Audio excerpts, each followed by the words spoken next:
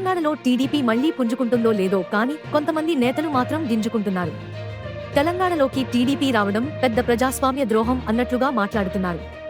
ఇలాంటి వారిలో బీఆర్ఎస్ నేతలు మాత్రమే కాదు, విజయశాంతి లాంటి వారు కూడా ఉన్నారు. ఎప్పుడు ఏ పార్టీలో ఉంటారో తెలియని ఆమె తాను ఉన్నానని ఉనికి చాటుకునేందుకు సోషల్ మీడియాలో పోస్టులు పెడుతుంటారు. తాజాగా చంద్రబాబు టీడీపీని తెలంగాణలో బలోపేతం చేస్తామని చెప్పడంపై ఆమె స్పందించారు. అదేదో తెలంగాణ సమాజంపై దాడి అన్నట్లుగా కలరింగ్ ఇస్తూ పోస్టు పెట్టారు. టీడీపీ ప్రయత్నాలు చేస్తే మాత్రం మరో తెలంగాణ ఉద్యమం వస్తుందని కూడా హెచ్చరికలు జారీ చేశారు.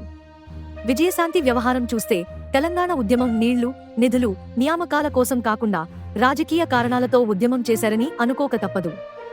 రాజకీయ స్వార్థంతో ఓ పార్టీని శత్రువుగా ప్రచారం చేసి రాజకీయ లబ్ధి పొందడం కన్నా ప్రజలకు ఏం చేశానో చెప్పి, ఏం చేస్తామో చెప్పి ఓట్లు పొందడం ప్రజాస్వామిక లక్ష్యం. విజయశాంతి ఇప్పుడు అన్ని ప్రయత్నాలు చేసి రాజకీయంగా ఫెయిలపోయి ఉన్నారు. ఇప్పుడు మళ్లీ బీఆర్ఎస్ నుంచి రాజకీయం చేద్దామనుకుంటున్నారేమో కానీ విచిత్రమైన వాదనలతో తెరపైకి వస్తున్నారు. వీరి రాజకీయాలు ఫలిస్తాయో లేదో చూడాలి.